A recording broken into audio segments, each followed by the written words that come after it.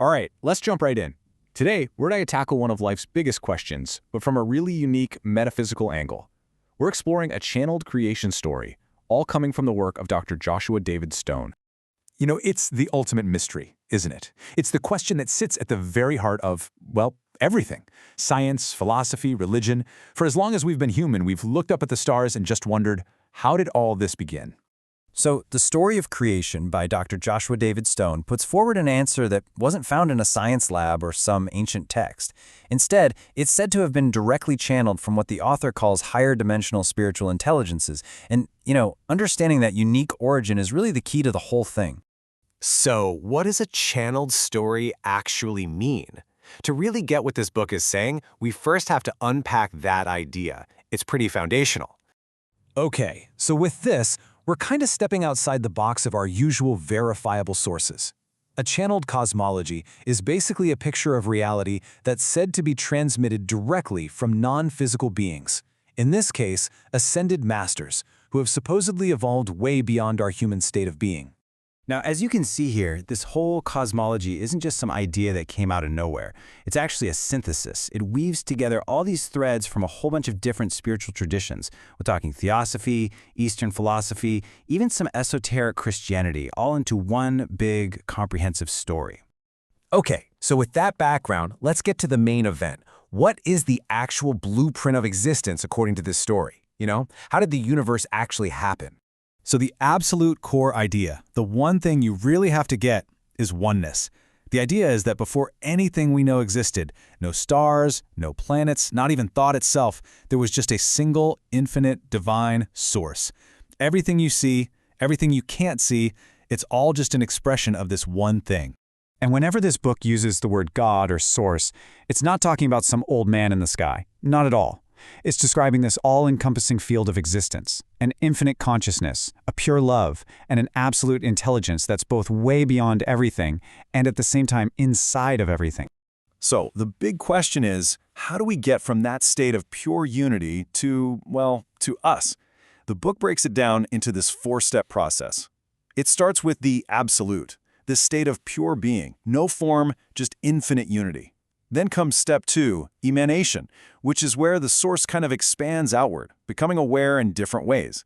This expansion creates step 3, dimensions, all the different planes of reality, spiritual, mental, and our physical one.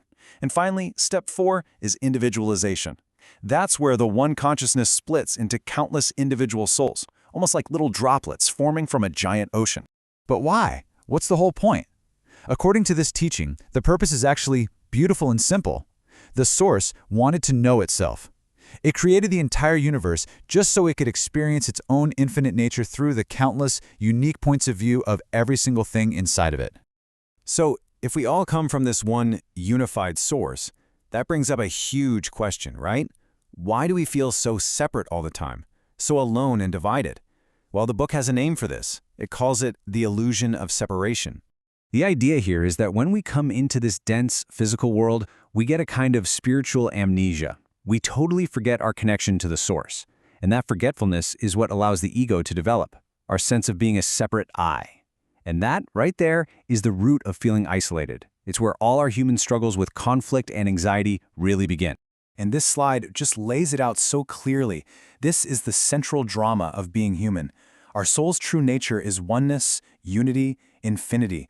But what we experience as humans is often defined by separation, duality, and feeling limited. The whole spiritual path is really just about bridging that gap between the illusion and the reality. All right, so if we're all living in this state of forgetfulness, how do we wake up? How do we find our way back home? Well, the book lays out a path for that too. It's often called the ascension path, or the journey back to unity. This journey isn't about going somewhere physically. It's all an inner transformation. And according to this framework, it involves these 3 key things. First, self-realization, that huge aha moment when you recognize your own divine nature. Then, it's about tuning into love as the core frequency of everything. And finally, the integration of the higher self, which just means aligning your day-to-day personality with the deep wisdom of your soul. And the good news is, you're not expected to walk this path all by yourself. These teachings talk a lot about the role of ascended masters, beings like Buddha and Jesus, who's often called Sananda in these texts. They're seen as our cosmic older siblings, really. They've already completed the journey, and now they stick around to be guides and teachers for the rest of us. Wow, okay, so that was a pretty mind-bending trip through the cosmos. But let's bring it all back down to Earth. What does this cosmology say about your role in this whole grand cosmic play? So what's the big takeaway for you? The number one insight is this: that feeling of being separate, it's the biggest illusion there is. In this worldview, your true identity is literally woven into the fabric of all creation. You're not just a little speck in the universe, you are the universe experiencing itself. And that leads right to the second point. Nothing is an accident.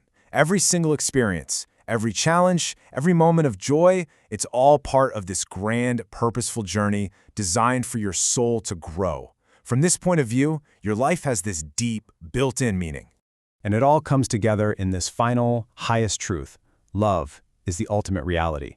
It's not just some emotion that comes and goes. No, it's the fundamental force of the entire cosmos. It's the thing that dissolves that illusion of separation and brings us back to remembering we are all one. I mean, this quote just says it all, doesn't it? It perfectly captures the whole philosophy. It means your life isn't small or random. It's a direct, personal expression of the divine on this amazing adventure of self-discovery. Of course, it's super important to put all this in perspective. Like we said, this is a metaphysical system. It's not a science you can go out and prove in a lab, so the most grounded way to approach this material is to see it as a philosophical tool, a powerful lens for your own spiritual exploration, not a book of literal hard facts. And that leaves us with one final, powerful question, one that turns this huge cosmic story into something deeply personal. If the central teaching is true, if consciousness really is the force that shapes our world, then that means the ultimate creative power is in your hands.